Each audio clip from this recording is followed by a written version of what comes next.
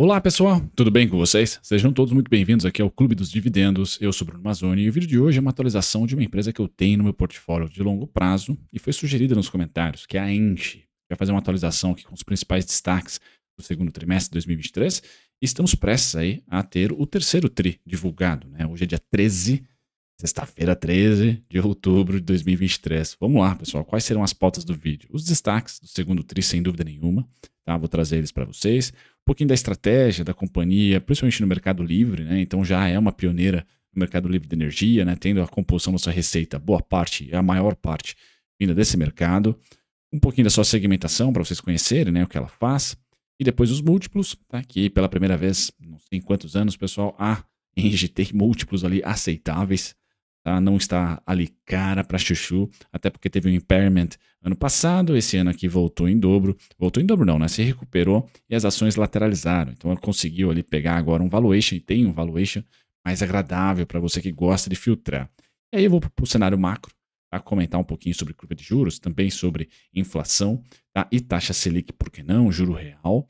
Terminamos com Engie sem os dividendos, bateu ou não o CDI. Tá? A gente vai falar dos dividendos, vai falar sobre o preço justo de Graham por ação, também os dividendos, o preço teto de dividendos, tá? E aí terminamos com a análise técnica. Brunão, o que eu estou fazendo agora, outubro, tá? Ela que voltou até o cenário de aportes, mas eu vou comentar também sobre as ordens limitadas, tá? E minha expectativa proativa aí no curto prazo, para você que também acha relevante olhar para gráfico, olhar também para a intensidade de compra ou não para o longo prazo. Disclaimer na tela, não só na tela, mas também aqui nas minhas palavras. Por quê? Porque eu tenho posição na Engie, então sou um sócio torcedor aqui da companhia, que é uma belíssima companhia, né? Pelo menos na minha opinião, e em termos de atratividade, de retorno financeiro para o acionista minoritário, também tem se provado. Bom, pessoal, considere se inscrever, ative as notificações. Eu sou Bruno Mazzoni, analista CNP e técnico, e hoje, como eu comentei, falarei sobre a Engie porque foi sugerida. Se você tem uma sugestão aí de um ativo específico ou um tema específico, pause o vídeo e deixe um comentário. Tá? Além do seu like lá no final, se assim você julgar. Bom, destaques, pessoal. Então, o resultado da Engie volta a ser um resultado robusto, volta a ter crescimento. Tem um pipeline recentemente, pipeline na sopinha de letrinha. Ali são os projetos que começam a entrar em execução, ou aqueles projetos que ela conseguiu ganhar em licitações recentes, ela que foi vencedora, tá? Nesse ano de 2023, já vou falar qual leilão foi, tá? Mas alguns dos drivers do resultado do segundo trimestre de 2022, nesse comparativo versus segundo tri de 2022, foi a extensão aí da UHE Estreito, favoreceu aí 239 milhões para a companhia. Ela, que eu vou mostrar para vocês já nesse slide aqui, é uma geradora, como principal função, como principal fonte de receita é geração de energia. Se desfez da termoelétrica recentemente, então ela vai estar conectada ali com vento e principalmente água. Painéis solares vêm crescendo, mas muito pouquinho, e é uma transmissora. Tá? Então ela tem essas duas fontes de receita que eu considero, dentro do setor elétrico, as mais legais. Tá? Transmissão e geração são os mais bacanas, distribuição é aquele mais pepinoso, porque ele demanda um capital intensivo muito forte, tá? A parte de distribuição, poste, aquela coisa toda. É importante dizer que o resultado recorrente já foi muito mais robusto.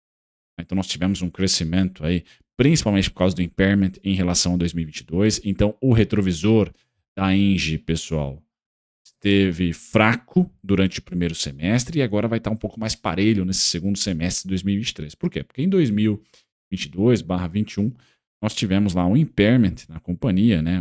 Um ajuste contábil ali que bateu muito nos seus resultados. Recentemente também ela se desfez da termoelétrica, então entrou uma receita não recorrente, pouco deu uma chacoalhadinha ali na parte recorrente do resultado da Engie, mas agora tudo mais constante, pessoal. A gente olha aqui para as operações que a companhia está operando, né? E nós tivemos em 2023 a vitória no leilão de transmissão lote 1 de 2023, perdão, lote 5, tá?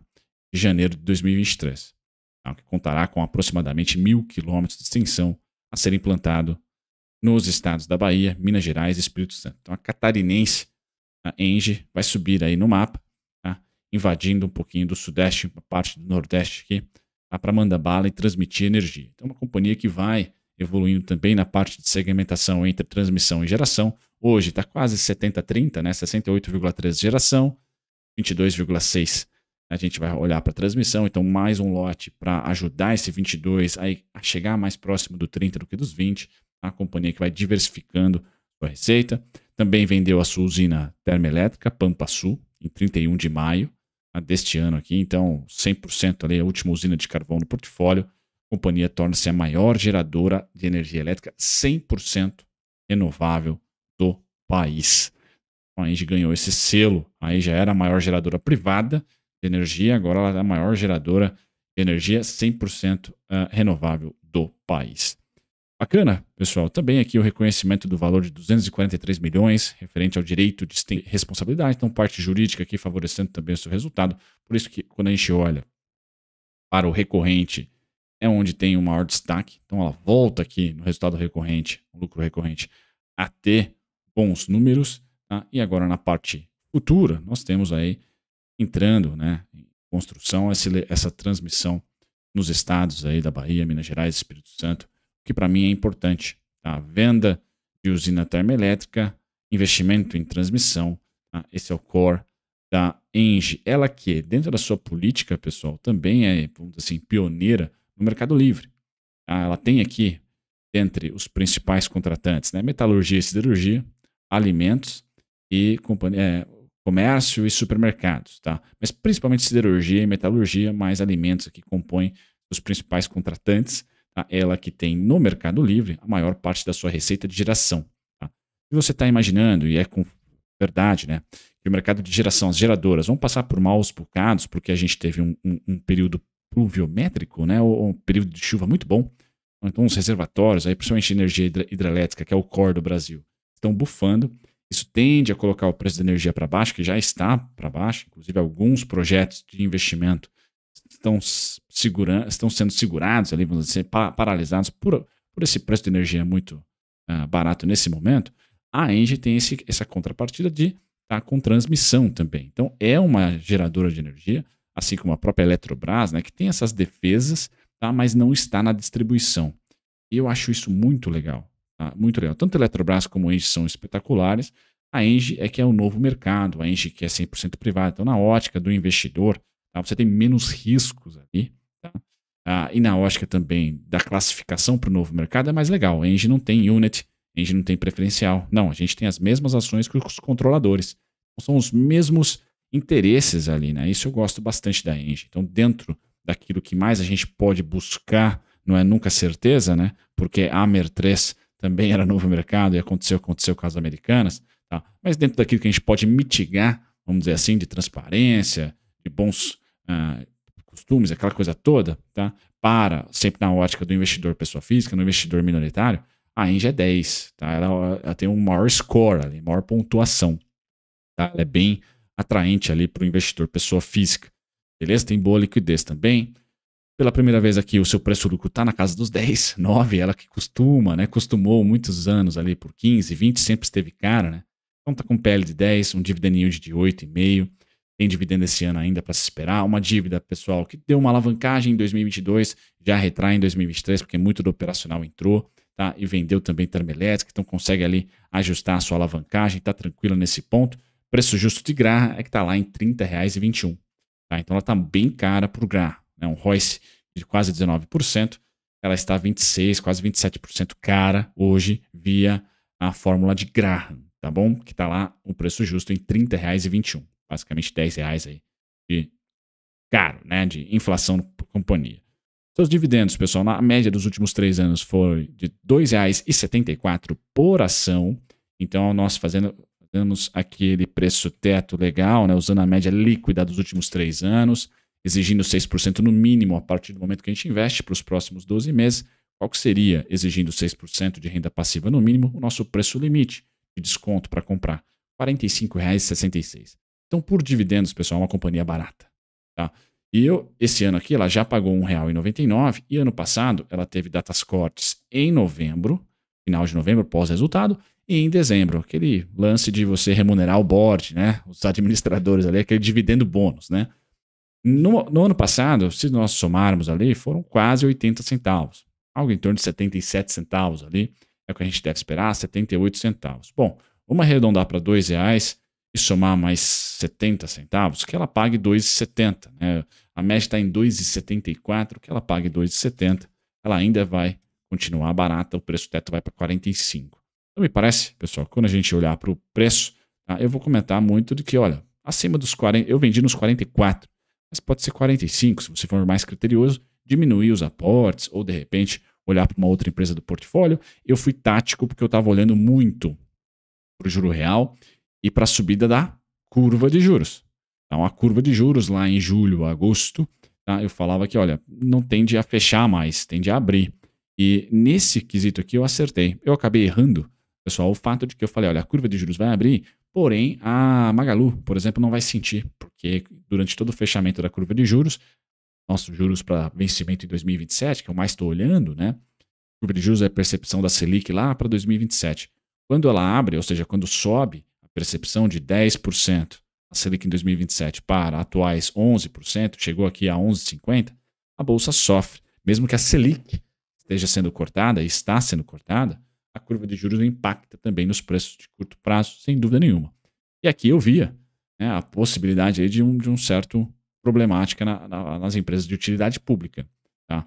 Então essa era a dinâmica. Ainda a inflação estava cedendo, tínhamos pelo menos mais um mês de ceder, né, até agosto, quando o retrovisor era o ICMS do ano passado. E bom, resolvi fazer isso tanto na Taesa quanto na Engie.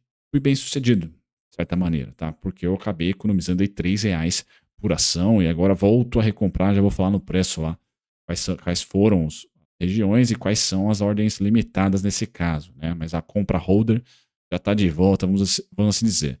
Pessoal, na minha expectativa aqui para a curva de juros, eu tenho a expectativa que continue subindo. Tá? Que continue subindo. E isso pode colocar mais desconto nas empresas de utilidade pública. Tá? O único setor ali que se beneficia desse momento macro atual, eu acho que é bancos, tá? Bem bancos mesmo. E, de repente, uma commodity como a do petróleo que está voando. Então, seria ali petroleiras e bancos. Talvez Vale, a depender ali do minério de ferro. Esse é o outubro, novembro. Não está com cara de que small cap vai ter vida fácil, mesmo com o corte da Selic. Por quê? Percepção de juros está aumentando, porque todo mundo está achando que o Fed, o Banco Central Americano, vai manter os juros por mais tempo elevado. E aí a Faria Lima aqui no Brasil está falando assim, putz, o Roberto está cortando juros, legal, mas não deve cortar por muito tempo. O juros vai ter que ser mais alto aqui, o final do ciclo vai ter que ser mais alto, ciclo de corte de juros, porque os juros dos Estados Unidos vai pressionar muito o nosso, e para não ter uma desvalorização cambial muito grande, manter esses juros acima dos 10,5. Hoje o mercado está colocando acima dos 10,5, lá em 2027, por exemplo. Então eu vejo que pode ser, pessoal, tá, mais uma oportunidade aqui no setor de utilidade pública, mesmo tendo o juro real cada vez diminuindo, corte da Selic e a inflação, que é o próximo slide, já está em patamares de 5%, nós podemos ter utilidade pública dando mais um mês de sopa. Tá? Isso, para mim, na minha visão, eu sempre falo aqui, né? O Warren Buffett fala never bet against America, né? Nunca aposte contra os Estados Unidos, a América e tal. Eu tenho aqui o never bet against utilidade pública no Brasil, né? Nunca aposte contra utilidade pública, a não ser que você seja tático como eu, venda um pouquinho, especulando comprar mais, utilizar o dinheirinho ali que você recolheu da venda para dobrar uma compra mais barata, ou seja, né, o mesmo dinheiro, mas a preços mais baratos você compra mais ações. Aí até aceito, tá? Mas mesmo assim, pessoal, é arriscado. Utilidade pública, a Engie, por exemplo, poderia estar R$50 agora e eu ter vendido a 44 e estar chupando o dedo nesse momento. Tá? Inflação, pessoal, eu espero estabilidade. Tá? Estabilidade nessas faixas aqui, porque eu também espero estabilidade no preço das commodities, estabilidade também no dólar. A inflação deve ficar ali nos seus 5,5 acumulada, depois cair para os 4,75, voltar para os 5,5, aquela coisa pós-plano real, essa é a foto da inflação. Então o macro para o setor de utilidade pública, a receita está estável, está bacana, não está ruim, como por exemplo na faixa vermelha é ruim, tá? Como foi ali um período de deflação, foi difícil. Tá? Então a gente tende a ter o macro por parte da inflação estabilizando, tá? Nesse 12 meses acumulado 4,75, 5, tá? Nesse curtíssimo prazo, juros continuando a cair, então o juro real melhorando. Quem que é o gatilho aqui para as empresas acharem fundo? A curva de juros. Então, dentro dos principais itens que a gente estuda para a utilidade pública, taxa Selic e o ciclo monetário, Bacen, Copom. Curva de juros e inflação, tá? curva de juros é o que está pecando, é o que está sendo um pouco danosa. Se eu errar nesse cenário da curva de juros, pessoal, já teremos em outubro o melhor dos cenários para a utilidade pública, que é a queda da curva de juros, fechamento da curva de juros, a queda já tá contratada da Selic, tá? E a inflação se mantendo estável, tá? Se mantendo estável. Receita e inflação, custo CDI, esse é o mundo das empresas de energia elétrica. Finalizando com o CDI, pessoal, a Engie sempre bateu o CDI, tá? Quase sempre, né? Desde 99 para cá, a partir de 2004 bateu o CDI sem os dividendos, tá? Ela subiu 4.000%, aproximadamente, contra 2.000 do CDI. Tá? Se você somar os dividendos que são robustos, né? Muito robustos, aqui ela pagou em média, pelo pior momento que foi 2010, 2% no ano. Depois, 2017, 3%. Agora está na casa dos 6,5% em média. Então, assim, você pode somar isso e fazer o composto disso, vai bater o CDI de longe. No tático, pessoal, então falei para vocês que eu vendi a partir dos 43,58, era 44, tá? Que ela teve DataX. Tá? Eu estava habilitado a vender ou a comprar menos, resolvi vender por uma especulação minha de comprar mais barato e de fato, né? A partir dos 41, tá? 41 um pouquinho, essa compra liberada, então voltei a comprar em setembro, tá? Perdão, no final de agosto aqui, não sei se foi em agosto ou em setembro a ordem, e agora continuo liberado a comprar holder. Onde estão as minhas ordens cadastradas, pessoal? Aqui. 3988, 3863, 3793, 3747, tá? Que seria ali uma continuidade de um ciclo de queda natural durante a tendência de alta. A tendência de alta, os ciclos de queda ocorrem, maravilha, nada a reclamar por aqui. Tá tudo muito bem, obrigado. Esses são os principais patamares de preço. Finalizo aqui com mais um, mas não é cenário base que vá até lá. Está na casa aqui dos R$ 36,02. Tá? Não trabalho como cenário base. Meu cenário base é no máximo aqui, na região dos 37,47. Deixa eu ser coerente com vocês. 36,79. Tá, então deixa eu colocar aqui também. 36,79. Beleza. Agora estão todos os pontos. Caso ela não caia mais e volte a subir, pessoal, o Brunão faz rebalanceamento. Essa venda especulativa minha só está agora liberada em 51,20. Não mais é o 44, 43, 58. Agora é só 51,20. Eu vou ter ali o privilégio, se assim ela chegar até lá, de vender um pouquinho, comprar menos, aquela coisa toda de analista técnico para vocês, né? Os 2 últimos ciclos de alta foram todos contemplados e nós tivemos baixas depois, realizações depois, natural, nada demais no front, e o próximo então está lá no 51. Então, se perder esse fundo, eu recalculo esse alvo, mas ainda vai continuar acima dos 44 tranquilamente. Certo, pessoal? Essa foi a Engie, atualização para vocês. Um grande abraço, até o próximo vídeo. Tchau, tchau.